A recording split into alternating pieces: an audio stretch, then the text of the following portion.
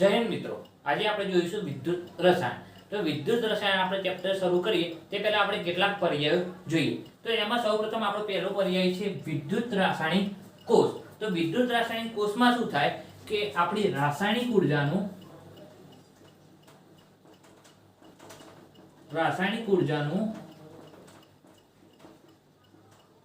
વિદ્યુત ઉર્જામાં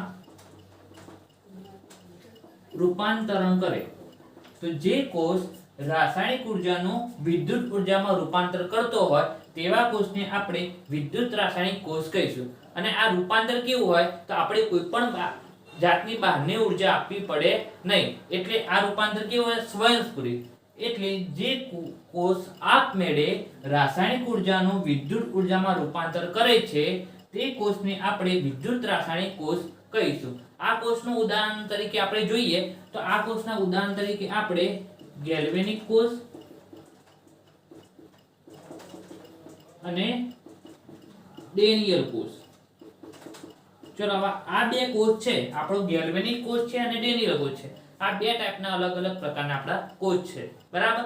એમાં આપણે વાત કરીએ કે જે ડેનિયલ કોષ છે, તો ડેનિયલ કોષ કેવો કે એમાં પર્ટિક્યુલર એક વસ્તુ આવે છે. તો ડેનિયલ કોષમાં શું હોય કે ઝીંકની પટ્ટી ZnSO4 ના દ્રાવણમાં ડૂબાડેલી હોય અને સામે કોપરની પટ્ટી CuSO4 ના દ્રાવણમાં ડૂબાડેલી હોય.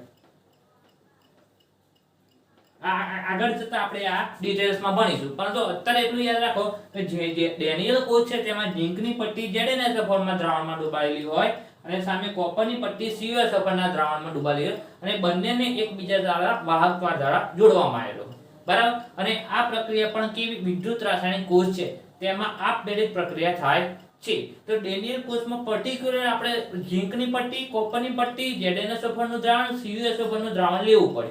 પરંતુ ગેલ્વેનિક કોષ કેવો હોય? ગમે તે વિદ્યુત રાસાયણિક કોષ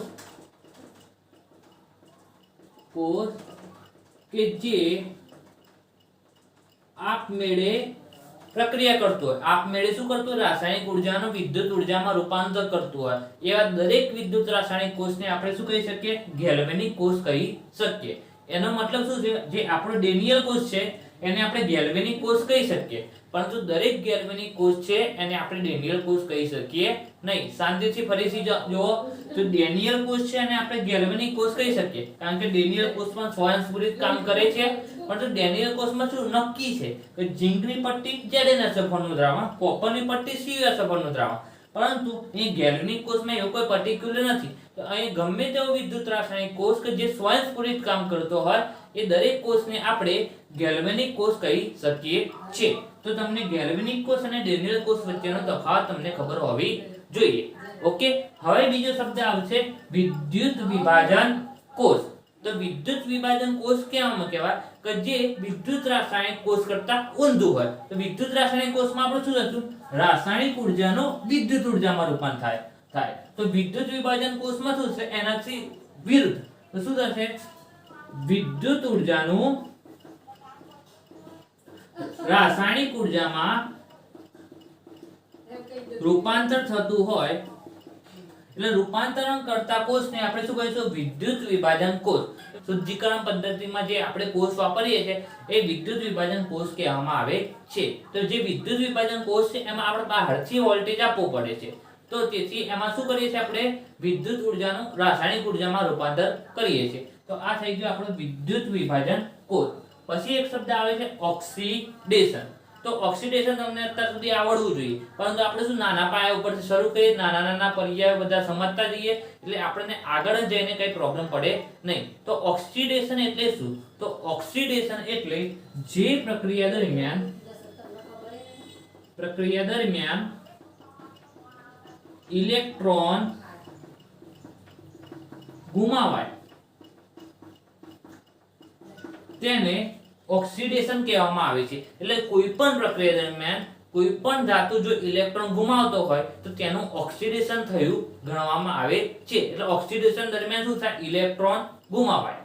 ઓકે, પછી રિડક્શન. તો રિડક્શન શું છે? ઓક્સિડેશન નું ઊંધું. કે જે પ્રક્રિયા દરમિયાન ઇલેક્ટ્રોન મેળવવામાં આવે છે તેને આપણે શું કહીશું?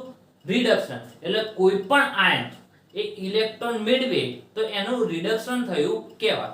જેમ કે અહીંયા આપણે ઓક્સિડેશન દરમિયાન આપણે એક ઉદાહરણ લીધું, ઝીંકની પટ્ટી છે. ઝીંક આપણો કેવો સોલિડ છે અને આ ઇલેક્ટ્રોન ગુમાવીને આયન બને છે. તો શું કરશે? ઝીંકમાંથી આપણે Zn+2 ઇલેક્ટ્રોન, એટલે ઝીંકમાંથી આયન બને ને તે ઇલેક્ટ્રોન ગુમાવે. તો આ પ્રક્રિયા દરમિયાન આપણા ઝીંકનું શું થયું કહેવાય? ઓક્સિડેશન થયું ગણવામાં આવે છે. તો આ પ્રક્રિયા જે થી એને આપણે શું કહીએ? ઓક્સિડેશન પ્રક્રિયા. પછી આપણે રિડક્શન પ્રક્રિયાનું ઉદાહરણ લેવું જોઈએ તો આપણે Cu+2 આ આયન છે.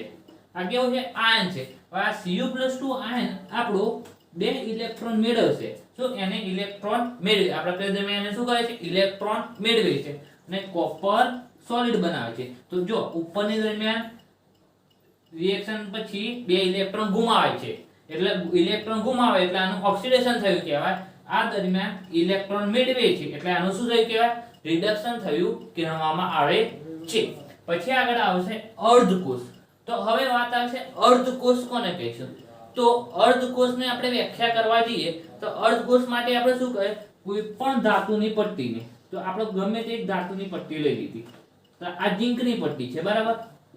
આ ઝીંકની પટ્ટીને તેના વિદ્યુત વિભાજ્ય દ્રાવણ, તેના ક્ષારના જલીય દ્રાવણ અથવા વિદ્યુત વિભાજ્ય દ્રાવણ, તો એનું વિદ્યુત વિભાજ્ય દ્રાવણ, તો એનું વિદ્યુત વિભાજ્ય દ્રાવણ અથવા ક્ષારનું દ્રાવણ કયું? ZnSO4 નું દ્રાવણમાં ડુબાડવામાં આવે છે. ઓકે, એટલે એનો મતલબ શું? વિદ્યુત વિભાજ્ય. તો પાછળ શબ્દ આવ્યો વિદ્યુત વિભાજ્ય. શું આવે? વિદ્યુત વિભાજ્ય દ્રાવણ. તો એવા દ્રાવણ કે જેમના પીગલિત અથવા જલીય અવસ્થામાં વિદ્યુતનું વહન કરી શકે તેવા દ્રાવણને આપણે વિદ્યુત વિભાજ્ય દ્રાવણ કહેવામાં આવે છે. ઝીંકની પટ્ટી લીધી છે તો ઝીંકનું દ્રાવણ લઈએ, ઝીંકના સોલ્ટનું, એટલે ઝીંક સલ્ફેટ લીધું, એટલે અહીંયા દ્રાવણ ઝીંક સલ્ફેટ હશે તો એમાં આપણે Zn+2 અને SO4 - 2 આયનો હાજર હશે. તો આ જે આખી રચનાથી તો ધાતુને તેના વિદ્યુત વિભાજનના દ્રાવણમાં ડુબાડવામાં આવે છે અને જે રચના બને છે એ રચનાને આપણે શું કહીશું? અર્ધકોષ કહેવામાં આવે છે. અને જો આ અર્ધકોષને બતાવવું હોય તો આપણે આવી રીતે નિરૂપણ કરી શકીએ. જેમ કે આ ઝીંકની પટ્ટી છે, કેવી છે? સોલિડ છે. તો અહીં આપણે ઝીંકની પટ્ટી, પછી અહીં સ્લેશ કરીએ, પછી અહીં છે ને Zn+2 અને SO4. તો અહીંયા આપણે આમ લખવું હોય તો ZnSO4 લખવું હોય તો ZnSO4 પણ લખી શકીએ, અથવા આ ઝીંકની પટ્ટી સ્લેશ Zn+2.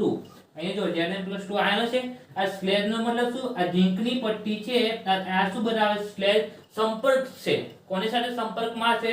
Zn+2 આયનો સાથે તે સંપર્ક ધરાવે છે. આટલું નિરૂપણ એ બતાવે છે અને આ અર્ધકોષનું નિરૂપણ થયું. તો ધાતુની પટ્ટીને તેના જલીય દ્રાવણમાં ડુબાડવામાં આવે વિદ્યુત વિભાજનના, તો તેવા જે નિરૂપણ બને એને આપણે શું કહીએ? અર્ધકોષ. ઓકે, તો આ અર્ધકોષ થઈ ગયો. હવે આપણે આવશે વિદ્યુત ધ્રુવ. તો વિદ્યુત ધ્રુવ કોને કહેવામાં આવે છે? તો વિદ્યુત ધ્રુવ માટે સિમ્પલ વ્યાખ્યા કે જે આ અર્ધકોષની અંદર જે પટ્ટીને વિદ્યુત વિભાજ્યમાં ડુબાડવામાં આવે છે એ પટ્ટીને આપણે વિદ્યુત ધ્રુવ કહીશું. તો અહીંયા આ અર્ધકોષમાં આ જે પટ્ટી છે ઝીંકની, એ પટ્ટી આપણું શું છે? વિદ્યુત ધ્રુવ.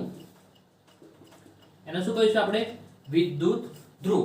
ઓકે, તો આ આપણું થઈ ગયું વિદ્યુત ધ્રુવ. હવે વિદ્યુત ધ્રુવ પણ આપણે 2 ટાઈપના હોય છે, બરાબર? આમ જોવા જઈએ તો એનોડ અને કેથોડ 2 ટાઈપના હોય છે. તો એનોડ આપણે કોને કહીશું? કે જે વિદ્યુત ધ્રુવ પર ઓક્સિડેશનની ક્રિયા થાય તેને આપણે શું કહીશું? એનોડ કહીશું. અને જે વિદ્યુત ધ્રુવ પર રિડક્શનની પ્રક્રિયા થાય એ વિદ્યુત ધ્રુવને આપણે શું કહીશું? કેથોડ કહેવામાં આવે છે, બરાબર? તો જ્યાં ઓક્સિડેશન પ્રક્રિયા થતી હોય એ વિદ્યુત ધ્રુવને એનોડ, અને જ્યાં રિડક્શનની પ્રક્રિયા થતી હોય તેને આપણે કેથોડ કહેવામાં આવે છે. એ સિવાય વિદ્યુત ધ્રુવના આપણે પ્રકાર પાડવા હોય તો સક્રિય વિદ્યુત ધ્રુવ અને નિષ્ક્રિય વિદ્યુત ધ્રુવ અને પછી ગેસ વિદ્યુત ધ્રુવ, 3 પ્રકારના આપણે અહીંયા પ્રકાર પાડી શકીએ. જો પાડવા હોય તો 3 પ્રકારના. એક તો શું? સક્રિય વિદ્યુત ધ્રુવ, પછી આપણે બીજું નિષ્ક્રિય વિદ્યુત ધ્રુવ, પછી આવશે આપણે જો અહીંયા આપણે Zn નું Zn/Zn+2, તો એનો મતલબ શું, આ ઝિંક છે એ Zn+2 ના સંપર્ક સ્થાનમાં જોડાયેલો છે, આપણે એમ અહીં ગણી શકીએ. ઓકે, તો અહીંયા સક્રિય વિદ્યુત ધ્રુવ, નિષ્ક્રિય વિદ્યુત ધ્રુવ અને ત્રીજો ગણવો હોય તો આપણો ગેસ વિદ્યુત ધ્રુવ. આ ત્રણ વિદ્યુત ધ્રુવમાં સક્રિય વિદ્યુત ધ્રુવને આપણે શું કહીશું? સક્રિય વિદ્યુત ધ્રુવમાં શું થાય કે અહીંયા જો આપણે અહીંયા શું લઈ લઈએ, અહીંયા આપણે CuSO4 નું દ્રાવણ લઈ લઈએ. શું કીધું? અહીંયા આપણે કોપર સલ્ફેટ નું દ્રાવણ લઈ લીધું. શું કર્યું? CuSO4 નું દ્રાવણ લીધું. તો તમે પ્રેક્ટિકલ કરેલા હશે અત્યાર સુધી, મને અંદાજો છે ત્યાં સુધી તમે લેબમાં તો ગયા હશો. તો લેબમાં ગયા છો તો તમે CuSO4 નું દ્રાવણ જોયું હશે, જે વાદળી રંગનું હોય. તો એ CuSO4 નું દ્રાવણ અહીંયા આપણે ભરીશું. પછી એની અંદર આપણે ઝીંકની પટ્ટી ડુબાડીશું. ઝીંકની પટ્ટી ડુબાડીશું. પછી થોડી વાર સમય આપણે મૂકી રાખશું. એવું હોય તો એક દિવસ મૂકી રાખો અને થોડી વાર મૂકી રાખો તો પણ વાંધો નહીં. તો શું થશે, ધીમે ધીમે ધીમે આ જે કોપર સલ્ફેટનો ગુલાબી કલર છે, આછો વાદળી કલર, વાદળી કલર છે એ કેવો આછો થતો જશે અને આ જે પટ્ટી છે પટ્ટી ખવાતી જશે. શું થશે? પટ્ટી ખવાતી જશે અને આ કલર કેવો આછો થઈ જતો થશે. તો અહીંયા શું થાય, આ આપણો વિદ્યુત ધ્રુવ કહેવાય. શું કે આ વિદ્યુત ધ્રુવ છે. આ વિદ્યુત ધ્રુવ કેવો ખવાય છે એટલે વપરાય છે. અહીંયા શું વિદ્યુત ધ્રુવ વપરાય. તો આ જે ક્રિયા દરમિયાન જે વિદ્યુત રાસાયણિક કોષમાં આપણો વિદ્યુત ધ્રુવ વપરાતો હોય, શું વપરાય છે ને, અહીંયા શું થશે, ઝીંકની પટ્ટી આપણે થોડા સમય પછી શું ખવાઈ જશે, તેનું વજનમાં અહીંયાથી ખવાઈ જશે. આગળ તમને સમજાવો, આપણે ગેલ્વેનિક કોષ સમજાવો ત્યારે તમને ડિટેલ્સમાં સમજાવો, પણ અત્યારે એટલું જાણે આ પટ્ટી જેવી ખવાય છે એટલે એના વજનમાં શું થાય, ઘટાડો થાય. તો એવા અને વજનમાં ઘટાડો અથવા વધારો બંને થાય તો એવા વિદ્યુત ધ્રુવને આપણે શું કહીશું? સક્રિય વિદ્યુત ધ્રુવ. અને ઘણીવાર આપણે અહીંયા ઝીંકની પટ્ટીને બદલે અહીંયા પ્લેટિનમની અથવા ગ્રેફાઇટની પટ્ટી મૂકીએ તો એના પર કોઈ પણ જાતની પ્રક્રિયા અસર થતી નથી. જેટલું વજન હોય એટલું ને એટલું વજન એનું રહે છે પ્રક્રિયા પૂર્ણ કર્યા પછી, એટલે એના પર કોઈ પણ જાતની રિએક્શન થતી નથી. તો એવા વિદ્યુત ધ્રુવને આપણે શું કહીશું? નિષ્ક્રિય વિદ્યુત ધ્રુવ. પછી ત્યારે આવશે ગેસ વિદ્યુત ધ્રુવ. તો ગેસ વિદ્યુત ધ્રુવ પણ કેવો? સિમિલર નિષ્ક્રિય વિદ્યુત ધ્રુવ જેવો હશે. તો ગેસ વિદ્યુત ધ્રુવ આપણે હાઇડ્રોજન વિદ્યુત ધ્રુવ જોઈશું પ્રમાણે થાય છે, ત્યારે તમે ડિટેલ્સમાં હું સમજાવી દઈશ. તો આટલા પર્યાયો તમે શાંતિથી એકવાર જોઈ લો, ફરીથી વાંચી લો, વિડિયો પોઝ કરી લો, ત્યાર પછી આપણે આગળ જોઈએ. ઓકે, ચલો હવે આપણે ગેલ્વેનિક કોષ જોઈએ. તો ગેલ્વેનિક કોષની અંદર આપણે આગળ જોયું તે પ્રમાણે રાસાયણિક ઉર્જાનું વિદ્યુત ઉર્જામાં રૂપાંતર થાય છે. એ પણ કેવું? આપમેળે. આપણે ગેલ્વેનિક કોષની અંદર આપણે ડેનિયલ કોષનું જ ઉદાહરણ આપણે લઈ લઈએ. ઓકે, તો હવે આપણે જોઈશું તો ગેલ્વેનિક કોષની અંદર આપણે સૌપ્રથમ એક પાત્ર લેવાનું છે. એ પાત્રની અંદર આપણે ZnSO4 નું દ્રાવણ ભરવાનું છે. હવે ZnSO4 ના દ્રાવણના અંદર આપણે ઝીંકની પટ્ટી ડુબાડવામાં આવે છે. ઓકે, આ ઝીંકની પટ્ટી આપણે અહીંયા ડુબાડી. આ થઈ ગઈ ઝીંકની પટ્ટી અને આ થઈ ગયું ZnSO4 નું વિદ્યુત વિભાજ્ય દ્રાવણ. ઓકે, હવે આને આપણે નિરૂપણ કરવું હોય તો આપણે કેવી રીતે બતાવીએ કે આ ઝીંકની પટ્ટી છે એ શેમાં? Zn+2 સાથે જોડાયેલી છે, એટલે Zn+2 આયન સાથે સંપર્કમાં છે અને આપણે આવી રીતે પણ નિરૂપણ કરી શકીએ. હવે અહીંયા આપણે કોઈ વાહક તાર જોડી દીધો, બરાબર. હવે સામે બીજા એક પાત્રની અંદર આપણે કોપર સલ્ફેટનું દ્રાવણ કર્યું. શું ભર્યું? કોપર સલ્ફેટનું દ્રાવણ કર્યું. CuSO4 નું દ્રાવણ. અને તેની અંદર આપણે કોપરની પટ્ટી ડુબાડી. આ કઈ? કોપરની પટ્ટી. અહીંયા પણ વાહકતા. હવે શું કરે? આ બે અલગ અલગ, આ એક અર્ધકોષ થયો, આપણે આગળ અર્ધકોષની વ્યાખ્યા જોઈ પ્રમાણે આ એક અર્ધકોષ થયો, આ બીજો અર્ધકોષ થયો. તો આ બંને અર્ધકોષને આપણે વાહકતા મારફતે અહીંયા જોડી દીધું. તો અહીંયા આપણે ગેલ્વેનોમીટર મૂકી દઈએ તો જેથી આપણને ખબર પડે કે અહીંયાથી ઇલેક્ટ્રોનનો પ્રવાહ વહન થાય છે કે નથી થતો. આપણે અહીંયાથી જોઈને આપણને ખ્યાલ આવી શકે. હવે આપણે ખબર છે હવે બે પ્રકારના આપણે ધ્રુવ, એક આ ધ્રુવ મળી ગયો અને આ બીજો ધ્રુવ, બે પ્રકારના ધ્રુવ મળી ગયા. હવે આપણે જોયું હતું કે બે પ્રકારના ધ્રુવમાં એક એનોડ હોય અને એક કેથોડ હોય, બરાબર. તો એનોડ કોનો હોય કે એનોડ કોને કહેવામાં આવે કે જેના ઉપર ઓક્સિડેશનની ક્રિયા થતી હોય તેવા ધ્રુવને આપણે શું કહીશું એનોડ. તો હવે આપણને ખબર પડવી જોઈએ કે આ બંને ધ્રુવમાં કોના ઉપર ઓક્સિડેશનની ક્રિયા થાય છે અને કોના ઉપર રિડક્શનની ક્રિયા થાય છે. ઓકે, તો જો આપણને હવે એવું પણ ભૂલી જઈએ કે કોના ઉપર ઓક્સિડેશન થાય અને શું કહેવાય, રિડક્શન થાય તો શું કહેવાય, તો આપણે એક સિમ્પલ શબ્દ યાદ રાખવાનો કેરી. એટલે ઉનાળો છે તો ઉનાળામાં કેરી તો બધાને યાદ જ હોય. તો કેરીમાં શું પહેલો શબ્દ આવે કે એનો મતલબ આપણો કેથોડ. કેના આપણે શું કહેવાય કેથોડ અને રી એટલે રિડક્શન. તો કેથોડ ઉપર હંમેશા રિડક્શન થાય. તો હવે અહીંયા ઝિંક છે અને કોપર છે. તો આની અંદર શું થશે, તો અહીંયા ધ્યાન રાખો, આ ઝિંકની પટ્ટી છે તો આ ઝિંકની પટ્ટી કેવી હશે, સોલિડ છે. કેવી છે, સોલિડ. તો હવે શું થશે, આ પટ્ટી અહીંયાથી તૂટશે. એટલે તૂટશે એટલે અહીંયા ઝિંકમાંથી શું બનશે, અહીંયા જો આ પટ્ટી હતી એમાંથી થોડીક પટ્ટી તૂટી તો ઝિંકમાંથી બનશે Zn+2 બનશે. શું બનશે, Zn+2. અને એ Zn+2 ક્યાં જશે, અહીંયા આયન સ્વરૂપે. કારણ કે Zn+2 આપણે સોલિડ સ્વરૂપે તો રહી ના શકે, તો એ સીધો જશે અંદર દ્રાવણમાં. અને દ્રાવણમાં ઓલરેડી Zn+2 હતો તો એની સાથે આયન નવો Zn+2 ઉમેરાઈ જશે. તો અહીંયા શું થશે, Zn માંથી Zn+2 પ્લસ 2 ઇલેક્ટ્રોન. આ જે 2 ઇલેક્ટ્રોન જાય છે આ બે આ પટ્ટી ઉપર જત રહે. ઓકે, તો આ પટ્ટી ઇલેક્ટ્રોન મેળવી લે એટલે આ પટ્ટી પોતે માઈનસ બની જાય. પટ્ટી ઇલેક્ટ્રોન મેળવે એટલે પટ્ટી પોતે માઈનસ બની જાય. તો અહીંયા એટલે આપણે એનોડ ને માઈનસ બતાવીએ છીએ. જો તમે ફિઝિક્સમાં ભણતા હોય તો એનોડ ને પ્લસ હશે, પરંતુ અહીંયા જો એનોડ પોતે ઇલેક્ટ્રોન આપી દે છે, પરંતુ એનોડ આપીને અંદર દ્રાવણમાં જતું રહેશે, એ ઇલેક્ટ્રોન આ પટ્ટી મેળવી લે છે એટલે આ પટ્ટી માઈનસ બની છે. એનોડ તો પ્લસ જ હોય. ઓકે, થોડુંક ડિટેલ્સમાં આપણે સમજાવી દીધું. કેમિસ્ટ્રી અને ફિઝિક્સમાં અલગ હશે. જો તમે ફિઝિક્સમાં જોશો તો આ નિશાની એનોડમાં પ્લસ હશે અને કેમિસ્ટ્રીમાં આપણો માઈનસ હોય. તો હવે ચલો અહીંયા શું થયું, Zn માંથી Zn+2 બન્યો અને 2 ઇલેક્ટ્રોન ગુમાયા. તો અહીંયા જો ઝિંકમાંથી 2 ઇલેક્ટ્રોન ગુમાયા. એને આગળ સમજ્યા તો ઇલેક્ટ્રોન ગુમાવે તો શું કહેવાય, ઓક્સિડેશન. તો આ ઝિંકનું ધ્રુવે શું કર્યું, ઓક્સિડેશન. અને જે ઓક્સિડેશન કરે એ ધ્રુવને આપણે શું કહીશું, એનોડ. તો આપણો કયો ધ્રુવ થઈ ગયો, આ એનોડ ધ્રુવ થઈ ગયો. તો આપણે અહીંયા એનોડ ઉપર થતી રિએક્શન લખી નાખીએ ને, તો એનોડ ઉપર શું રિએક્શન થાય, Zn સોલિડમાંથી Zn+2 2 ઇલેક્ટ્રોન મેળવે. હવે શું થશે, આ કેવું છે, વાહક તાર છે. તો વાહક તારમાં શું થાય, ઇલેક્ટ્રોનનું વહન થશે. તો અહીંયાથી ઇલેક્ટ્રોન વહન થશે અને અહીંયા આપણે ગેલ્વેનોમીટર મૂકેલું છે તો અહીંયા આપણને બતાવશે કે ભાઈ અહીંયા ઇલેક્ટ્રોન વહન થશે અને કેટલા વોલ્ટેજનો કેટલા વિદ્યુત પ્રવાહ પસાર થયો એ આપણે અહીંયા જાણી શકીએ. પછી અહીંયાથી આવશે અને આ પટ્ટી ઇલેક્ટ્રોન મેળવશે અને આ ઇલેક્ટ્રોન મેળવે આ પટ્ટી પોતે કેવી બને, પ્લસ. બરાબર. તો અહીંયા ઇલેક્ટ્રોન મેળવશે અને અહીંયા દ્રાવણની અંદર CuSO4 નું દ્રાવણ છે, આ Cu+2 આયન છે. તો આ Cu+2 આયનો ફરતા ફરતા ક્યાં જશે, અહીંયા દ્રાવણમાંથી અહીંયા સપાટી ઉપર આવશે અને આ 2 ઇલેક્ટ્રોન અહીંયા આવશે, આ 2 ઇલેક્ટ્રોન Cu+2 ને આપશે. તો શું થશે, અહીંયા જુઓ આ દ્રાવણમાંના Cu+2 છે, આ કયા, આ દ્રાવણની અંદર જે Cu+2 છે ને CuSO4 ના એ Cu+2 છે. એ Cu+2 આ અહીંયાથી જે ઝિંકે 2 ઇલેક્ટ્રોન મેળવ્યા એ મેળવી લેશે અને શું બનાવશે, 2 ઇલેક્ટ્રોન મેળવી લીધા. તો આયન હતો એ દ્રાવણમાં હતો, હવે 2 ઇલેક્ટ્રોન મેળવીને શું બને છે, સોલિડ બની જાય. શું બની જાય, સોલિડ. અને એ સોલિડ છે આ પટ્ટી ઉપર જામી જશે. આ કોપર શું સોલિડ છે અને અહીંયા પટ્ટી ઉપર જામી જશે. બરાબર. એમ આપણી આ રિએક્શન સ્વયંભૂ ચાલુ થશે. પરંતુ હવે શું થશે, જો આવું ને આવું આપણે ચાલુ રાખીએ તો અહીંયા શું થશે, આ ઝીંકની પટ્ટી ખવાતી જશે અને અહીં Zn+2 આયનો વધતા જશે. અહીંયા જો Zn+2 આયનો વધે તો દ્રાવણ કેવું ધન આયન બની જાય ને. SO4 તો પહેલા ZnSO4 માં પહેલા SO4 હતો એટલા ને એટલા જ રહેવાના.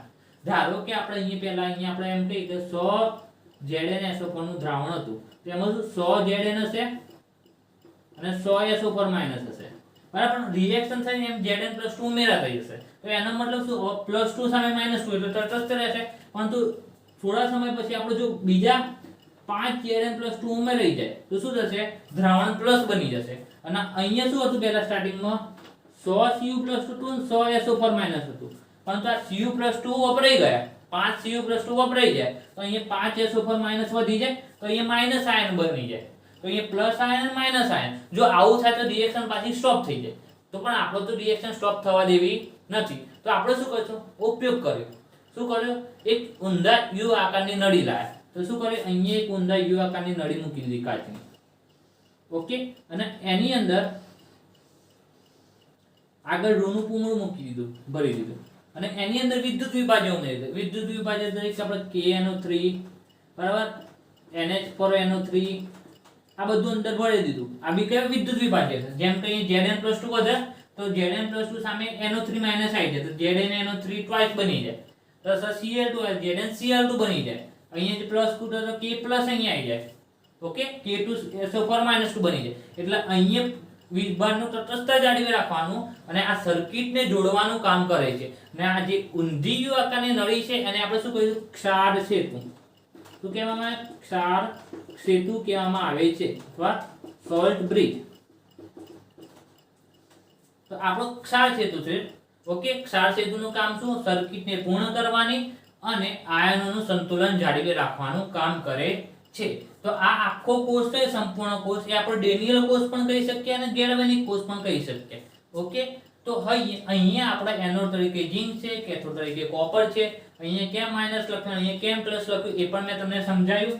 આ હવે જો અહીંયા કોપરે ઇલેક્ટ્રોન મેળવ્યા અને કોપર સોલિડ બન્યું. ઇલેક્ટ્રોન મેળવ્યા શું થયું? રિડક્શન. રિડક્શન થયું એટલે આ છે ને આ ધ્રુવ કયો છે? કેથોડ. કેથોડ ઉપર શું થાય? રિડક્શન. આપણે આ યાદ રાખવાનું કેરી. તો અહીંયા કેથોડ ઉપર આ રિએક્શન થાય છે. ઓકે, ઘણાને એમ થશે ડેનિયલ કોષ કપાઈ ગયો, પણ આ ગેલ્વેનિક કોષ કપાયો નથી તમારા 3.2 માં. તો આ ગેલ્વેનિક કોષ પણ તમને ડિટેલ્સમાં પૂછી શકે ને આમાંથી ઘણા એમસીક્યુએસ પણ પૂછાઈ શકે તમારે. ઓકે, તો તમે અહીંયા ધ્યાન રાખો. હવે અહીંયા આપણે આને ઝીંકની પટ્ટી Zn+2 ના દ્રાવણમાં ડુબાડીશ આવી રીતે બતાવી. તો અહીંયા શું છે? કોપરની પટ્ટી કોપરના દ્રાવણમાં ડુબાડી છે તો આવી રીતે આપણે દર્શાવી શકીએ. ઓકે, તો આ બંને આપણે દર્શાવી દીધા. પરંતુ આ આપણો આખા કોષને દર્શાવો છે. શું આ અલગ અલગ આવી રીતે દર્શાવી શકીએ, પરંતુ આખા કોષને આપણે દર્શાવવું છે નિરૂપણ તરીકે. તમને પરીક્ષામાં કોઈ આવું લખેલું નહીં આપે, રિએક્શન નહીં આપે, તમને ડાયરેક્ટ કોષ નિરૂપણ કરેલું આપેલું હશે. તો તમને કોષ નિરૂપણ ઉપરથી જે ઇક્વેશન લખતા આવડવું જોઈએ અથવા ઇક્વેશન ઉપરથી કોષ નિરૂપણ લખતા પણ આવડવું જોઈએ. તો અહીંયા જો તો આખા કોષનું નિરૂપણ કરવું હોય તો ડાબી બાજુ આપણે શું કરવાનું? ડાબી બાજુ એનોડ દર્શાવો અને જમણી બાજુ કેથોડને દર્શાવવામાં આવે છે. તો હવે આપણે વાત કરી લઈએ તો શું ડાબી બાજુ એનોડ. તો એનોડ ઉપર ઓક્સિડેશન થાય તો ઓક્સિડેશન અવસ્થા બતાવી. એનોડ ઉપર શું થાય? ઓક્સિડેશન થાય તો ઓક્સિડેશન અવસ્થા બતાવે. તો ઓક્સિડેશન અવસ્થામાં શું થાય? ઓક્સિડેશન આંકમાં વધારો થાય. તો ઓક્સિડેશન આંકમાં વધારો થાય તો સૌપ્રથમ ઓછા ઓક્સિડેશન આંક વાળો, પછી એના પછી મોટા ઓક્સિડેશન આંક વાળો. અથવા સોલિડ અને આયન સ્વરૂપે હોય, સોલિડ અને આયન. તો જો અહીંયા એક સોલિડ છે ને આયન છે, તો ડાબી બાજુ આપણે પહેલા શું બતાવવાનું? હંમેશા એનોડ. તો એનોડ તરીકે આપણે શું છે? અહીંયા ઝિંકની પટ્ટી છે. તો સૌથી પહેલા એનોડ ઉપર ઓક્સિડેશન છે તો ઓક્સિડેશન બતાવો. ઝિંકમાંથી શું બન્યું? Zn+2 અથવા ZnSO4 લખો તો પણ વાંધો આવશે નહીં.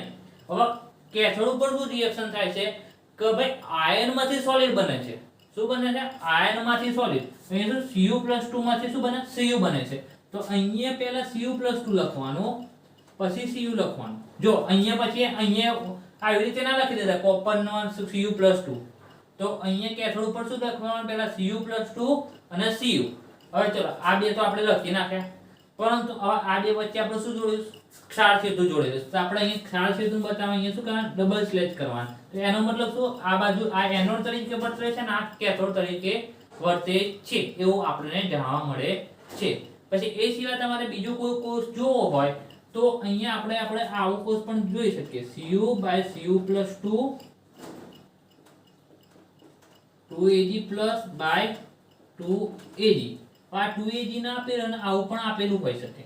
ઓકે, આના ઉપરથી પણ આપણે રિએક્શન લખવી પડે. આના ઉપર શું? આનો મતલબ શું થયો? આ એનોડ તરીકે વર્તે છે. તો એનોડ ઉપર શું થાય? કોપરમાંથી કોપર+2 બને છે. તો આપણે અહીંયા એનોડની રિએક્શન લખવી તો શું લખો? Copper gives Cu+2 2 electron. કારણ કે જે ડાબી બાજુ બતાવીએ હંમેશા કોષ નિરૂપણમાં એ આપણે એનોડ તરીકે લીધું છે એવું જ માનવાનું. અને જે જમણી બાજુ છે એ આપણે કેથોડ તરીકે લીધું છે. અને એનોડ ઉપર ઓક્સિડેશન અને કેથોડ ઉપર રિડક્શન થાય એ આપણે યાદ રાખવાનું. તો અહીંયા શું? Cu માંથી Cu+2 બને. Cu+2 2 electron. આ એનોડ ઉપરની રિએક્શન, કેથોડ ઉપર શું? Ag+ છે. બે ઇલેક્ટ્રોન મેળવે છે તો Ag નો +1 વીજભાર છે તો એક વીજભાર પ્લસ દૂર કરવામાં એક ઇલેક્ટ્રોન જોઈએ, પરંતુ આપણે જોઈએ કેટલા ઇલેક્ટ્રોન છે? 2. તો એક Ag ના બદલે આપણે કેટલા 2 Ag લઈશું વત્તા 2 ઇલેક્ટ્રોન વત્તા 2 Ag સોરી. આવી રીતે કોષ નિયમનું પણ ઉપરથી આપણને ઇક્વેશન લખતા પણ આવડવા જોઈએ. હવે આપણે આખું ઇક્વેશન લખી નાખ્યું તો આમાં શું સંપૂર્ણ રિએક્શન અથવા રેડોક્સ રિએક્શન લખવું હોય, સંપૂર્ણ રિએક્શન કોષ રિએક્શન લખ્યું હોય તો આપણે શું આ તીર તીર તીરની નીચે તીર, આ 2 ઇલેક્ટ્રોન 2 ઇલેક્ટ્રોન ઉડી જાય. આ તીરની આ બાજુ જે હોય અહીંયા લખવાનું, તીરની પેલી બાજુ વાળા એટલે તીરની ડાબી બાજુ વાળા બધા અહીંયા લખવાનું. તો અહીંયા શું હતું Zn સોરી વત્તા કેથોડમાં શું હતું Cu+2 aqueous લખી નાખવાનું. જે +2 બનશે ને જે આયન હોય તે aqueous લખી દેવાનું આપણે. તીરની આ બાજુ શું બન્યું Zn+2 aqueous plus Cu sorry.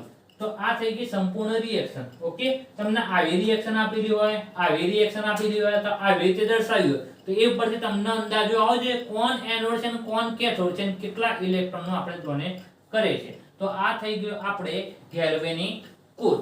હવે આપણે જોવાના છે પ્રમાણિત હાઇડ્રોજન ધ્રુવ. પ્રમાણિત હાઇડ્રોજન ધ્રુવ જોઈએ એ પહેલા આપણે બે પર્યાયો સમજી લઈએ. એ બે પર્યાયો કયા છે? વિદ્યુત ધ્રુવ પોટેન્શિયલ અને કોષ પોટેન્શિયલ. તો વિદ્યુત ધ્રુવ પોટેન્શિયલ અને કોષ પોટેન્શિયલ ઘણા એક જ સમજીએ છે. તો પહેલા આપણે જોઈએ વિદ્યુત ધ્રુવ પોટેન્શિયલ કોને કહેવામાં આવે. તો આપણે કોઈ અર્ધકોષ લઈ લો.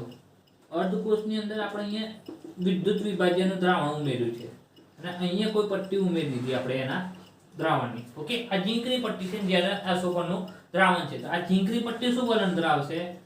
ઝીંકમાંથી Zn+2 અને 2 ઇલેક્ટ્રોન, આ 2 ઇલેક્ટ્રોન મેળવી પોતે માઈનસ આયન બનાવવાનું વલણ ધરાવશે. એવી જ રીતે આ દ્રાવણમાં શું થશે? તો Zn+2 આયનો છે એ ઇલેક્ટ્રોન મેળવી Zn સોલિડ બનાવવાનું વલણ ધરાવશે. એટલે ઇલેક્ટ્રોન મેળવે એટલે પોતે શું બને? માઈનસ આયન બને. બરાબર, માઈનસ આયન ના બને તરત જ થઈ જાય, પરંતુ અંદર બીજો કોઈ આયન હોય તો આ આયન બને. તો અહીંયા શું થાય? આ બંને વચ્ચે આ પટ્ટી અને આ દ્રાવણ વચ્ચે પોટેન્શિયલનો તફાવત ઉત્પન્ન થાય છે અને આ પટ્ટી અને દ્રાવણ વચ્ચેના જે પોટેન્શિયલનો તફાવત હોય છે એ પોટેન્શિયલના તફાવતને આપણે શું કહીએ? વિદ્યુત ધ્રુવ પોટેન્શિયલ. એટલે આ વિદ્યુત ની પટ્ટી એટલે વિદ્યુત ધ્રુવ અને દ્રાવણ, વિદ્યુત ધ્રુવ અને દ્રાવણ વચ્ચેના પોટેન્શિયલના તફાવતને આપણે વિદ્યુત ધ્રુવ પોટેન્શિયલ કહીશું. તો અહીં લખીએ વિદ્યુત ધ્રુવ અને વિદ્યુત વિભાજ્ય વાળા દ્રાવણ વચ્ચેના પોટેન્શિયલના તફાવતને વિદ્યુત ધ્રુવ પોટેન્શિયલ કહીશું. તો આ તમને એમ થાય કોષ પોટેન્શિયલ ક્યાં કહેવાય? તો આપણે કોષમાં તો શું હોય? બે અર્ધકોષો સંપૂર્ણપણે જોડાયેલા હોય છે. ઓકે, અને અહીંયા જોડાયેલા તો એકમાં એનોડ હોય છે અને એક કેથોડ હોય છે. બરાબર, તો એનોડ અને અહીંયા કોષ પોટેન્શિયલ કે એનોડ અને કેથોડ વચ્ચેના કોષ પોટેન્શિયલને વચ્ચેના પોટેન્શિયલના તફાવતને કોષ પોટેન્શિયલ કહેવામાં આવે છે. તો આ એનોડ અને કેથોડ વચ્ચેના જે પોટેન્શિયલનો તફાવત છે એને આપણે કોષ પોટેન્શિયલ કહીશું.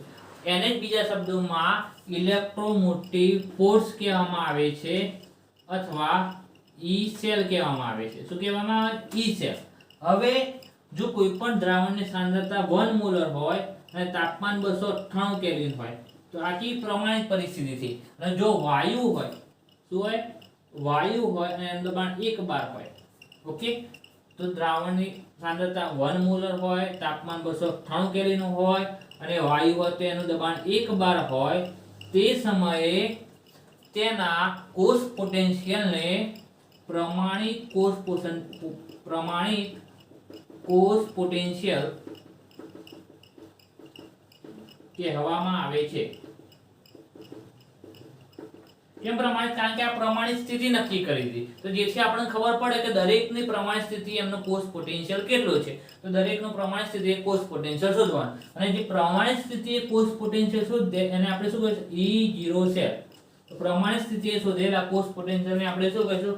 E0 cell. હવે આપણે એનોડ અને કેથોડ જોયા હતા, બરાબર. હવે આપણને જેમ કે ઝીંક અને કોપરનું આપણે ઉદાહરણ લીધું દિલ કોષમાં, તો આપણને ખબર પડી કે ઝીંક એનોડ તરીકે અને કોપર કેથોડ તરીકે ઓળખાય. ઝીંકનું ઓક્સિડેશન થાય અને કોપરનું રિડક્શન થાય. પરંતુ આપણે કોપર અને Ag લઈ લઈએ, બંને બાજુ, એક બાજુ AgNO3 ના દ્રાવણમાં Ag નાખી દઈએ, સામે CuSO4 ના દ્રાવણમાં કોપર નાખી દીધું. તો હવે આપણને ક્યાંથી ખબર પડશે કે કોનું ઓક્સિડેશન થશે અને કોનું રિડક્શન થશે? તો એ બધું જાણવા માટે હવે જો આ EMF છે, EMF, તો EMF એટલે E0 સેલ છે, તો E0 સેલ નું મૂલ્ય આપણે કોઈ એકના આધારે શોધી શકીએ ના, કારણ કે આ બંને હશે, આ બંનેનો તફાવત હશે તો જ આપણે E0 સેલ નું મૂલ્ય શોધી શકશું. તો આ કેવું નિરપેક્ષ છે, તો નિરપેક્ષ મૂલ્ય આપણે શોધવું પડે, સાપેક્ષ મૂલ્ય શોધવું પડે. બંનેને કોકની સાપેક્ષ, આપણે નિરપેક્ષ નહીં પણ કોકની સાપેક્ષ આપણે E0 સેલ નું મૂલ્ય શોધવું જ પડે. તો આપણે ગમે તે એવો ધ્રુવ લઈ લઈએ તો એ ધ્રુવનો આપણો પોટેન્શિયલ 0 ગણીએ અને એની સાપેક્ષે આપણે બીજા બધા ધ્રુવનો પોટેન્શિયલ ગણીએ અને એ બધાના આપણા રાસાયણિક પોટેન્શિયલ મેળવી શકીએ. તો એવા ધ્રુવને આપણે શું કીધું? પ્રમાણિત હાઇડ્રોજન ધ્રુવ. તો આપણે EMF છે એ કોઈકના સંદર્ભમાં શોધી શકીએ, એકલો આપણે શોધી શકીએ નહીં. તો આપણે સંદર્ભ ધ્રુવની જરૂર પડે. તો કોઈકના સંદર્ભમાં આપણે EMF શોધીએ અને એની આખી EMF શ્રેણી બનાવીએ. તો આપણે શું કહેવાય, IUPAC કીધું કે જે આપણે હાઇડ્રોજન ધ્રુવ બનાવીએ છીએ અને પ્રમાણિત સ્થિતિ હોય છે તેનો કોષ પોટેન્શિયલ આપણે 0 ગણવો. તો પ્રમાણિત હાઇડ્રોજન કેવી રીતે બનાવવાનું? આપણે એક બીકરની અંદર 1 મોલર HCl નું દ્રાવણ લેવાનું, 1 મોલર HCl નું દ્રાવણ એટલે એમાં 1 મોલર H+ આયનો હાજર હોય. તેની અંદર સિલ્વર બ્લેક નું ચળચળાયેલું આપણે પ્લેટિનમની આ પટ્ટી મૂકી, બરાબર. તેની અંદર આપણે શું કરીશું? H2 વાયુ દબાણ કરશું, H2 વાયુ પસાર કરશું. શું કરશું? H2 વાયુ પસાર કરશું. કેટલા દબાણે? 1 બારે પસાર કરશું. અહીંયા આપણે શું છે? એક પટ્ટી જોડે છે વાહકતા. તો આ પ્લેટિનમની પટ્ટી ઉપર H2 વાયુ પસાર કરીએ છીએ અને અહીંયા H+ આયનો રાખેલા છે. તો આને આપણે દર્શાવો તો કેવી રીતે? PT પ્લેટિનમની પટ્ટી, H2 વાયુ અને કોની સાથે સંપર્કમાં છે? H+ આયનો સાથે સંપર્કમાં છે. તો અહીંયા શું રિએક્શન થશે? તો જે H2 ગેસ છે, 1/2 H2 ગેસ છે, એમાંથી H+ આયન બનશે અને ઇલેક્ટ્રોન દૂર થશે. H+ આયન બનશે અને ઇલેક્ટ્રોન દૂર થશે. અને નીચેથી આયન શું કરશે? આ નીચે H+ આયન શું કરશે? એ 2H+ આયનો છે એ 2 ઇલેક્ટ્રોન મેળવશે અને H2 ગેસ બનશે. તો અહીંયા એ સામસામે પ્રતિવર્તી પ્રક્રિયા થાય છે. તો એક વાત કહીએ તો જે આ ધ્રુવ છે, આ અર્ધકોષ છે, એનો પોટેન્શિયલ આપણે 0 ગણી નાખીએ. તો આની સાપેક્ષે બીજો સામે કોઈને જોડી દઈએ. તો અહીંયા આપણે એક વાત કહીએ કે એક રસ રાખીએ, બરાબર. તો અહીંયા આપણે રૂમાલ બાંધી દીધો, બરાબર. અહીંયા એક માણસ રાખ્યો છે આપણે, ઓકે. આ માણસને આપણે નામ આપી દઈએ, આપણું નામ રજનીકાંત, બરાબર. આપણો આ રજનીકાંત સુપરસ્ટાર. હવે રજનીકાંત, અહીંયા આપણે રજનીકાંતને અહીંયા મૂકી દીધો. પછી આપણે શું કરીએ? અહીંયા બધા સુપરસ્ટાર બદલી નાખીએ. તો રજનીકાંતની સામે આપણે પહેલા મૂકી દીધો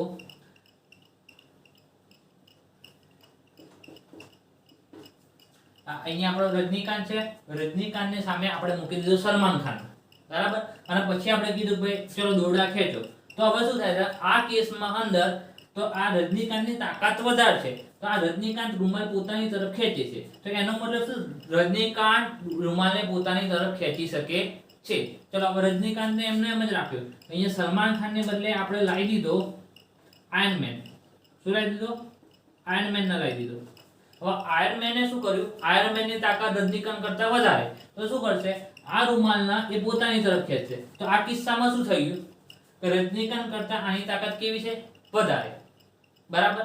તો હવે આવા કિસ્સામાં આપણે શું કર્યું? અહીંયા બધા 0 બદલતા જાય, અહીંયા બધા 0 બદલતા જાય, અહીંયા રજનીકાંત જ રાખ્યો. અને પછી આપણે એક લિસ્ટ બનાવી. તો આપણે અહીંયા લિસ્ટ બનાવવા લખ્યું કે ભાઈ સૌથી પહેલા આયર્ન મેન છે, આયર્ન મેન છે એ સૌથી વધારે તાકાતવર છે. એ રૂમાલ અહીંયા આપણે ગણી નાખીએ. તો આ રૂમાલ અહીંયાથી 5 મીટર ખસેડી શકે છે. તો અહીંયા રજનીકાંતે 5 મીટર ખસેડ્યું. પછી આપણે લખવાનું કેપ્ટન અમેરિકા, તો કેપ્ટન અમેરિકાએ 4 મીટર ખસેડ્યું. પછી આવશે હલ્કે ખસેડ્યું 3 મીટર, બરાબર. પછી સલમાન ખાન આવ્યો, તો સલમાન ખાને તો આ બાજુ જતું રહ્યું, તો માઇનસમાં 1 મીટર જતું રહ્યું, બરાબર. પછી શાહરુખ ખાન આવ્યો તો -2 મીટર. તો એવી રીતે આપણે લિસ્ટ બનાવી. ઓકે, તો હવે જો તમને આ ખબર પડી ગઈ હોય તો અહીંયા આપણે હાઇડ્રોજન ધ્રુવમાં પણ એવું જ કરવાનું. જે હાઇડ્રોજન ધ્રુવ છે આપણો રજનીકાંત, બરાબર, તો એનો કોષ પોટેન્શિયલ આપણે ગણી નાખીએ 0. તો આપણા હાઇડ્રોજનનો કોષ પોટેન્શિયલ કેટલો? 0. હવે આપણે હાઇડ્રોજનની સામે ગમે તે ધ્રુવ જોડી દીધો, તો અહીંયા આપણે જોડી દીધો આપણે કોપરનો ધ્રુવ, બરાબર.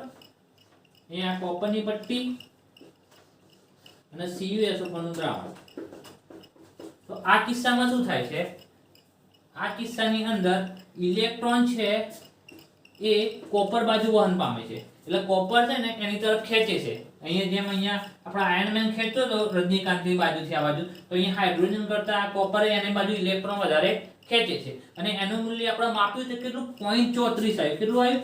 0.34. તો આપણે અહીંયા E સેલ અને કોપર કેવું માઈનસ Cu+2 માંથી Cu, આ રિડક્શન મૂલ્ય જે પોતે મેળવવાના મૂલ્યો એ બધા કેવા? રિડક્શન મૂલ્યો કહેવાય. તો એનું મૂલ્ય આપણે 0.34. ઓકે, હવે આપણે અહીંયા કોપરના બદલે શું કર્યું? ઝીંકની પટ્ટી મૂકી અને ZnSO નું દ્રાવણ લીધું. તો અહીંયા શું થયું? મેળવવાના બદલે રિએક્શન ઊંધી થી ઇલેક્ટ્રોન આ બાજુ જાય બધા. ઇલેક્ટ્રોન કઈ બાજુ જાય? હાઇડ્રોજન ધ્રુવ બાજુ. હાઇડ્રોજને ખેંચી લીધા બધા, જેમ કે અહીંયા રજનીકાંત ખેંચી લીધો તો પોતાની બાજુ, તો શું થતું? માઈનસમાં. તો કેટલું માઈનસમાં આવ્યો ઝીંકનો રિડક્શન મૂલ્ય? તો અહીંયા આપણે E0 સેલ Zn+2 Zn કેટલો? -0.76. તો એનું મૂલ્ય આપણું -0.76. તો એવી રીતે આપણે અહીંયા શું હાઇડ્રોજન એમ રાખવાનું, અહીંયા બધા હીરો બદલતા છે, બધા ધ્રુવ બદલતા, એ રીતે આપણને અહીંયા કોષ પોટેન્શિયલ મળે. અને આ કેવા બધા રિડક્શન મૂલ્યો છે. તો રિડક્શન મૂલ્ય અને ઓક્સિડેશન મૂલ્યમાં થોડોક ફરક હોય છે. તો જે જો અહીંયા Cu+2 માંથી Cu અને 0.34 બને છે, આ કેવું રિડક્શન મૂલ્ય આપેલું છે. આ કેવું રિડક્શન મૂલ્ય આપણને આપેલું છે. રિડક્શન મૂલ્ય એટલે શું? અહીંયા જો Cu+2 માંથી Cu બને છે, તો એનો આપણે લખવું તો Cu+2 +2 ઇલેક્ટ્રોન Cu સોલિડ, એટલે અહીંયા શું ઇલેક્ટ્રોન મેળવે. તો અહીંયા પણ આપણે લખવું હોય તો Zn+2 +2 ઇલેક્ટ્રોન Zn સોલિડ. એનો મતલબ શું? આને ઇલેક્ટ્રોન મેળવે છે અને આ ઇલેક્ટ્રોન મેળવવાની તાકાત બતાવે છે. આ મૂલ્ય શું બતાવે છે? એને ઇલેક્ટ્રોન મેળવવાની તાકાત.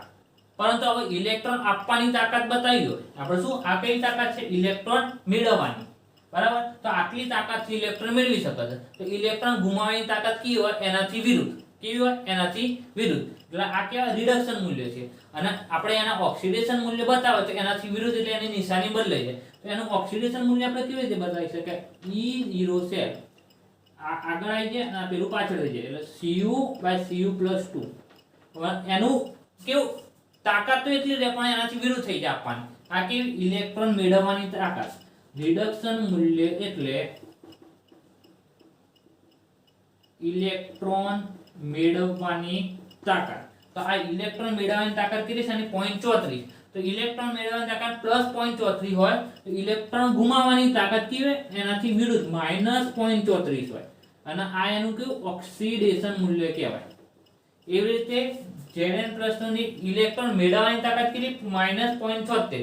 ઇલેક્ટ્રોન મેળવવાની તાકાતને આપણે એનું રિડક્શન મૂલ્ય કહીશું.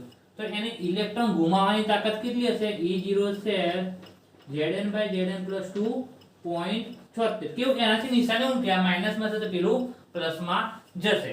તો આ રીતે એનું ઇલેક્ટ્રોન મેળવવાનું, ઇલેક્ટ્રોન ગુમાવવાનું મૂલ્ય છે. અને IUPAC, તો આપણું IUPAC છે કે એ મેઈન વસ્તુ. તો IUPAC એ શું કીધું?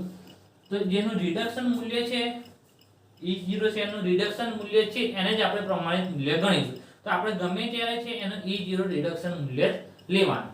ઓકે, તો હવે આપણે એમ થાય તો આખું આપણો E0 સેલનું મૂલ્ય તો લઈ લીધું. ઓકે, તો આપણે આખા કોષનું મૂલ્ય શોધવું હોય તો આપણી જોડે આ સૂત્ર છે, તમારે આ સૂત્ર યાદ રાખવાનું, તૈયાર કરી નાખવાનું. E0 સેલ E સેલ બરાબર E0 રિડક્શન મૂલ્ય. કેવું મૂલ્ય? રિડક્શન મૂલ્ય એટલે ઇલેક્ટ્રોન મેળવવાની તાકાત વાળું મૂલ્ય. એટલે પહેલા આયન હોય પછી કોપર હોય, આવું લખેલું હોય તો એનું આવું કરી પછી અહીંયા કિંમત લખવી પડે. સમજો, આવું લખેલું હશે તો ડાયરેક્ટ મૂકી દેવાનું, પહેલા આયન પછી કોપર લખેલું તો 0.34 નો 34 મૂકી દેવાનું. પરંતુ જો આવું Cu/Cu+2 -34 કર્યું હોય તો એમાંથી આ ફેરવવું, પછી એનો 0.34 કરવું, પછી અહીંયા કિંમત મૂકવી. તો E0 રિડક્શન કેથોડ ઓછા E0 રિડક્શન એનોડ. ઓકે, તો આ સૂત્ર તમારું છે. ચલો આ સૂત્ર તમારે તૈયાર કરી નાખવાનું. ઓકે, હવે આપણે જે ડેનિયલ કોષ છે, ડેનિયલ કોષ, તો ડેનિયલ કોષની વાત કરીએ. તો ડેનિયલ કોષમાં શું હતું?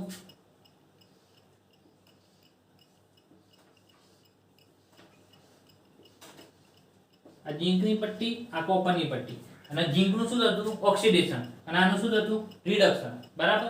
તો હવે આનું રિડક્શન થાય છે કોનું? કોપરનું રિડક્શન થાય છે, ઝીંકનું ઓક્સિડેશન થાય છે. તો શું કહે છે?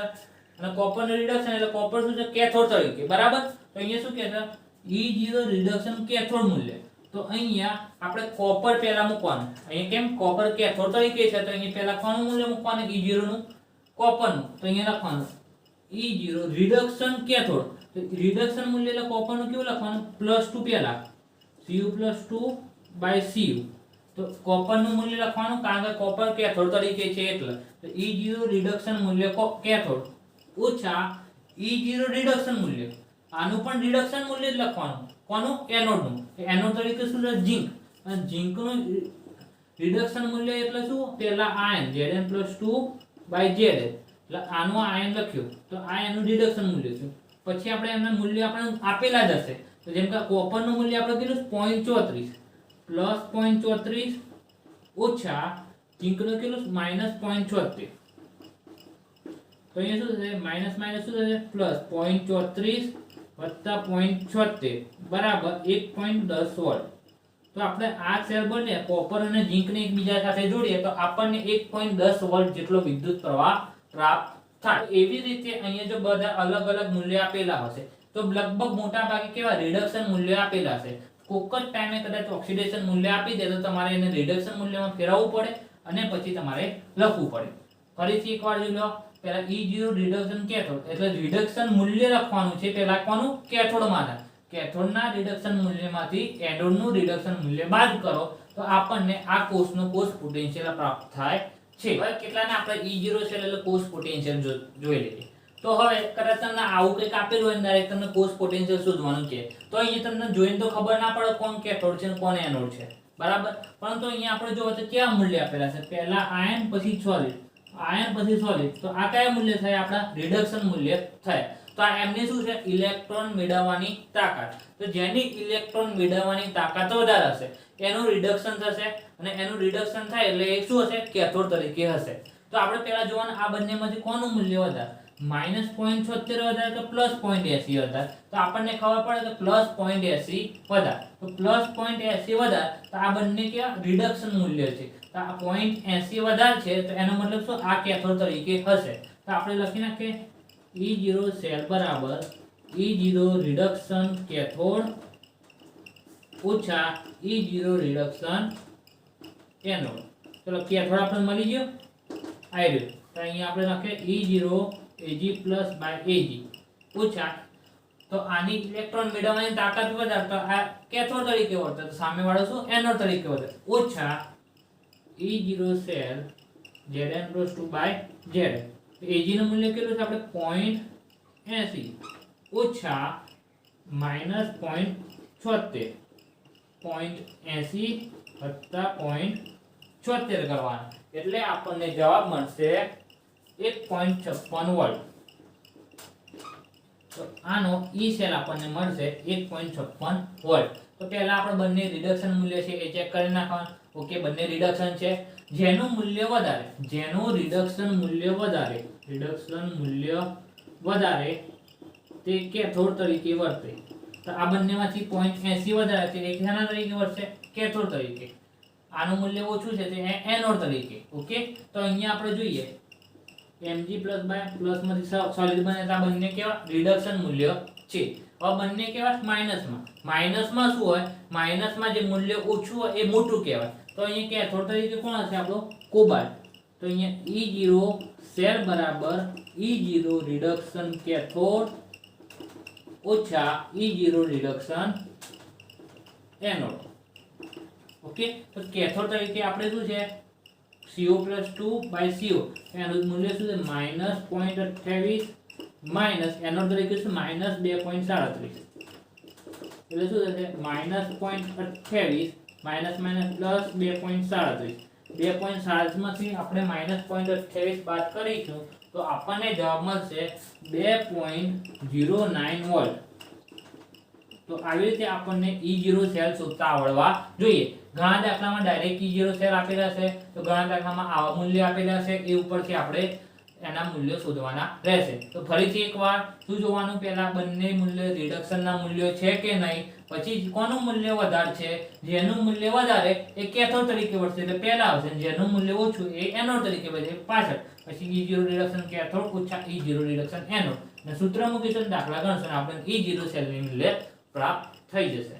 આપણે આગળ જોયું તે મુજબ પ્રમાણિત હાઇડ્રોજન સાથે બીજા ગમે તે ધ્રુવને જોડીએ અને તેનો આપણે રિડક્શન પોટેન્શિયલ મેળવી શકતા હતા. અને એ રિડક્શન પોટેન્શિયલ મૂકી આપણે તેને ઉતરતા ક્રમમાં આવી રીતે શ્રેણી ગોઠવીએ છીએ. અને આ જે શ્રેણી બની એ આપણે શું કહીએ છીએ, એને EMF શ્રેણી કહેવામાં આવે છે. તો આ પૂરેપૂરી EMF શ્રેણી નથી, પરંતુ એનો કેટલોક ભાગ લીધો હતો. EMF શ્રેણી તમારે પૂરેપૂરી તમારે બુકમાં આપેલી છે, બરાબર. તો આ EMF શ્રેણીમાં આપણે જોઈએ છે જેમ ઉપરથી નીચે તરફ જઈએ છે, આ રિડક્શન પોટેન્શિયલના મૂલ્યમાં શું થાય છે, ઘટાડો થાય. 2.87, 1.87, 0.80, 0.34, 0 વોલ્ટ -76 વોલ્ટ. તો આમ રિડક્શન મૂલ્યમાં શું થઈ રહ્યો છે, ઘટાડો. તો આ રિડક્શન પોટેન્શિયલમાં થઈ રહેલો ઘટાડોનો મતલબ શું છે, તેની રિડક્શન કરવાની ક્ષમતામાં ઘટાડો થાય. રિડક્શન કરવાની ક્ષમતામાં ઘટાડો થાય. તો રિડક્શન કરવાની ક્ષમતા ઘટે તો શું વધે, તો રિડક્શન ઘટતું હોય તો સામે શું થાય, ઓક્સિડેશન કરવાની ક્ષમતા વધે. તો ઉપરથી નીચે જઈએ એમ ઓક્સિડેશનનું મૂલ્ય વધે. તેનું ઓક્સિડેશનનું મૂલ્ય વધે. ઓક્સિડેશનનું મૂલ્ય વધે. જેમ ઉપરથી નીચે જઈએ એમ ઓક્સિડેશનનું મૂલ્ય વધે. અને નીચેથી ઉપર જઈએ એટલે ઉપર મૂલ્ય કોનું વધારે છે, રિડક્શન પોટેન્શિયલ. તો નીચેથી ઉપર જઈએ તેમ શેનું મૂલ્ય વધે, રિડક્શનનું મૂલ્ય વધે. પછી એક બીજો એક શબ્દ આવે છે ઓક્સિડેશન કરતા અને રિડક્શન કરતા. કયો શબ્દ આવશે, ઓક્સિડેશન કરતા અને રિડક્શન કરતા. તો અહીંયા શું, કરતા એટલે કરાવડા. તો ઓક્સિડેશન કરતા કે જે સામેવાળાનું ઓક્સિડેશન કરાવે. તો સામેવાળાનું ઓક્સિડેશન ક્યારે થાય, જ્યારે પોતાનું રિડક્શન થતું હોય તો સામેવાળાનું તે ઓક્સિડેશન કરાવી શકે. તો અહીંયા ઓક્સિડેશન કરતાનું મૂલ્ય ક્યારે વધે, જ્યારે તેનું રિડક્શન કરવાનું મૂલ્ય વધે. કોનું રિડક્શન વધારે, નીચેથી ઉપર જઈએ તેમ રિડક્શનનું મૂલ્ય વધે. તો રિડક્શનનું જેમ મૂલ્ય વધે તેની સાથે આપણું શેનું મૂલ્ય વધે, ઓક્સિડેશન કરતાનું મૂલ્ય વધે. એટલે EMF શ્રેણીમાં નીચેથી ઉપર જઈએ તેમ ઓક્સિડેશન કરતાનું મૂલ્ય વધે છે. ઓકે. તેવી જ રીતે રિડક્શન કરતા. તો રિડક્શન કરતા એટલે સામેવાળાનું રિડક્શન કરાવે. તો સામેવાળાનું રિડક્શન કરાવે તો પોતાનું શું કરે, ઓક્સિડેશન. તો જેમ ઓક્સિડેશન કરવાની ક્ષમતા વધે તેમ તેની રિડક્શન કરતાની ક્ષમતા વધે. તો આપણે ઉપરથી નીચે જઈએ તેમ રિડક્શનના મૂલ્યમાં શું થાય છે, ઘટાડો. રિડક્શનના મૂલ્યમાં ઘટાડો થયો એનો મતલબ છે એના ઓક્સિડેશન મૂલ્યમાં શું થયો હશે, વધારો. હવે ઓક્સિડેશન મૂલ્યમાં વધારો થયો એનો મતલબ શું થાય, તેના રિડક્શન કરતાનું મૂલ્ય વધે. તો ઉપરથી નીચે આવીએ તેમ રિડક્શન કરતાનું મૂલ્ય વધે છે. ટૂંકમાં તમારે અહીંયા શું ધ્યાન રાખવાનું, આ જે મૂલ્ય છે 2.87, 1.87, 0.80 એ બધા છે ને રિડક્શન મૂલ્ય આપેલા છે. રિડક્શન મૂલ્ય એટલે હવે આ બે સરખાવી દઈએ, 0 અને 2.87. કોણ મોટું, 2.87. તો એનું રિડક્શન થાય, નાનું ઓક્સિડેશન થાય. પછી 2.87 અને 0.34. તો આ બંને મોટું કોણ, 2.87 મોટું, તો આનું રિડક્શન થશે, નાનું ઓક્સિડેશન થશે. એટલે ઉપરથી નીચે જઈએ એમ રિડક્શન મૂલ્યમાં શું થાય, ઘટાડો. એટલે આનું નીચે જઈએ તેમ ઓક્સિડેશનના મૂલ્યમાં કેવો વધારો થાય. હવે આપણે શું કરીએ, રિડક્શન કરતા એટલે સામેવાળાનું શું કરાવે, રિડક્શન, અને પોતાનું શું થાય, ઓક્સિડેશન. તો આપણે રિડક્શન કરતાનું મૂલ્ય શોધવું હોય તો જેનું ઓક્સિડેશન વધારે થતું હોય એ રિડક્શન કરતા તરીકે વર્તી શકે. તો આપણને ખબર છે ઉપરથી નીચે જઈએ તેમ ઓક્સિડેશનનું મૂલ્ય વધે, અને ઓક્સિડેશન જેમ વધે તો સામેવાળાનું રિડક્શન કરાવી શકે. તેથી ઉપરથી નીચે તેમ રિડક્શન કરતાનું મૂલ્ય પણ વધે છે. તેવી રીતે નીચેથી ઉપર જઈએ તેમ ઓક્સિડેશન કરતાનું મૂલ્ય વધે છે. હવે બીજી વાત કરીએ કે આપણને પેલો મેં તમને આગળ પ્રયોગ કીધો તો એ પ્રમાણે આપણે શું કર્યું હતું, CuSO4 નું દ્રાવણ લીધું હતું અને તેની અંદર ઝીંકની પટ્ટી મૂકી હતી. પછી થોડા સમય પછી શું થતું હતું, આ ઝીંકની પટ્ટી ખવાઈ જતી હતી કારણ કે તે એનોડ તરીકે વર્તતી હતી. એટલે એનોડ તરીકે એટલે ઓક્સિડેશન થાય અને અહીંયા કોપર જમા થતા હશે અને અહીંયા દ્રાવણ કોપર વપરાતું હોવાથી અહીંયા કોપરનો આછો રંગ ગુલાબી વાદળી રંગ કેવો દૂર થતો હતો. તો હવે આપણે શું કરવાનું કે જેનું ઓક્સિડેશન મૂલ્ય, જેનું રિડક્શન મૂલ્ય વધારે હોય તેવો પાત્ર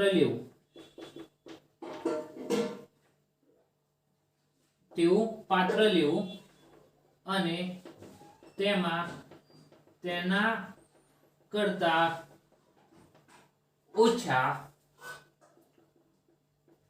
રિડક્શન મૂલ્ય વાળું દ્રાવણ ભરવું.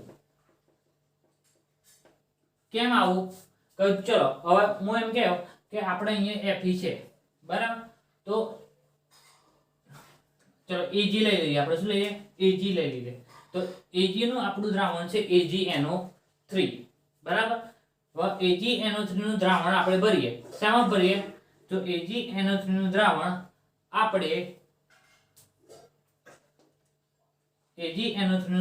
આપણે જો ઝીંકના પાત્રમાં ભરીએ. શું કરીએ? આ ઝીંકનું પાત્ર લઈ લીધું અને એની અંદર AgNO3 નું દ્રાવણ ભરીએ. આ બંને જોડાઈ ગયા. હવે શું થશે? AgNO3 નું રિડક્શન મૂલ્ય જોઈએ તો કેટલું? 0.80. હવે AgNO3 માં Ag નું કેટલું છે? 0.80. અને આ ઝીંકનું પટ્ટું છે, આ ઝીંકનું પાત્ર છે, ઝીંકનું રિડક્શન મૂલ્ય કેટલું? -0.76. ઓકે, તો રિડક્શન કોનું થશે? જેનું મૂલ્ય વધારે. Ag નું શું થશે? રિડક્શન. તો Ag નું રિડક્શન થશે, સામે ઝીંકનું શું થશે? ઓક્સિડેશન. હવે જો ઝીંકનું આપણું પાત્ર લીધું છે, હવે આ જો ઝીંકનું અહીંયાથી ઓક્સિડેશન થાય તો અહીંયાથી પતરું ખવાઈ જાય, અહીંયાથી ઝીંક ખવાઈ જશે તો અહીંયા શું કાણું પડી જશે? તો આ પાત્રમાં AgNO3 દ્રાવણ આપમેળે બહાર આવી જશે એટલે પાત્ર ખવાઈ જશે. તો આપણે ઝીંકના પાત્રમાં AgNO3 નું દ્રાવણ ના મૂકી શકીએ. ખ્યાલ આવ્યો? તો એવી જ રીતે બીજો એક પ્રશ્ન છે, ઝીંકના પાત્રમાં CuSO4 નું દ્રાવણ ભરી શકાય? તો આપણે શું જો આ ઝીંકનું પાત્ર થઈ ગયું આપણું અને CuSO4 નું દ્રાવણ. ઓકે, તો હવે શું કીધું? રિડક્શન મૂલ્ય વધારે હોય તેવું પાત્ર લેવું. તો હવે ઝીંકનું અને કોપરનું રિડક્શન મૂલ્ય જોઈએ. ઝીંકનું રિડક્શન મૂલ્ય આવી રહ્યું અને કોપરનું રિડક્શન મૂલ્ય આવી રહ્યું. બંનેમાં કોનું રિડક્શન મૂલ્ય વધારે છે? કોપરનું. તો જેનું રિડક્શન મૂલ્ય વધારે હોય તેવું પાત્ર લેવું. તો આપણે શું કરીશું? અહીંયા ઊંધું શું કર્યું આપણે?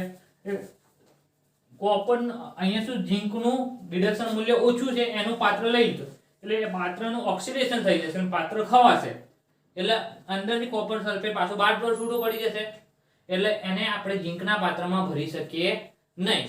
આ સિવાય આપણે આ EMF નો ઉપયોગ કરીને દ્રાવણની pH નક્કી કરી શકીએ છીએ, અદ્રાવ્ય વિદ્યુત વિભાજન દ્રાવ્યતા ગુણાંક નક્કી કરીએ છીએ, સંતુલન અચળાંકની ગણતરી કરે છે, પોટેન્શિયોમેટ્રિક અનુમાપનો કરી શકીએ છીએ.